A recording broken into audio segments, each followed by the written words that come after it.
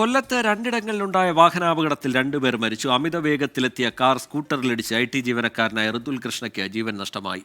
ചിതറയിൽ ബൈക്കും കാറും കൂട്ടിയിടിച്ച് കടക്കൽ മണലുവട്ടം സ്വദേശി അജ്മൽ മരിച്ചു. സുജിത് സുരേന്ദ്രൻ വിവരങ്ങളുമായി ചേരുന്നുണ്ട് കൊട്ടാരക്കരയിൽ നിന്ന്. സുജിത്ത്, വിവരങ്ങൾ.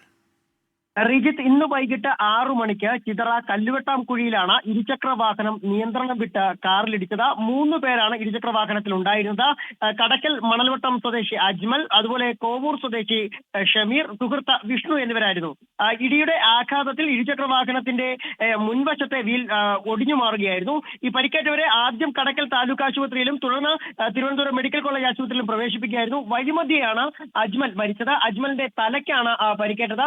അജ്മലിന്റെ മൃതദേഹം ഇപ്പോൾ തിരുവനന്തപുരം മെഡിക്കൽ കോളേജ് ആശുപത്രി മോർച്ചറിയിലേക്ക് മാറ്റുകയും ചെയ്തു. എന്നാൽ കൊല്ലത്ത് അമിത വേഗതയിലെത്തിയ കാർ സ്കൂട്ടറിലിടിച്ചാണ് IT ജീവനക്കാരൻ മരിച്ചത്.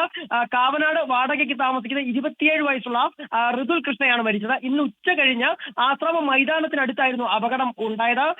കാർ ഓടിച്ച പടിഞ്ഞാറേക്കൊല്ലം സ്വദേശി ഗോവിന്ദ് എന്ന യുവാവിനെ പോലീസ് കസ്റ്റഡിയിലെടുക്കുകയും ചെയ്തു. കാറ് ഋതുലിനെ ഇടിച്ച ശേഷം മറ്റൊരു കുടുംബം സഞ്ചരിച്ചിരുന്ന ബൈക്കിലും ഇടിക്കുകയുണ്ടായി. ഈ പരിക്കേറ്റ 3 പേരെയും ആശുപത്രിയിലേക്ക് മാറ്റുകയും ചെയ്തിട്ടുണ്ട്.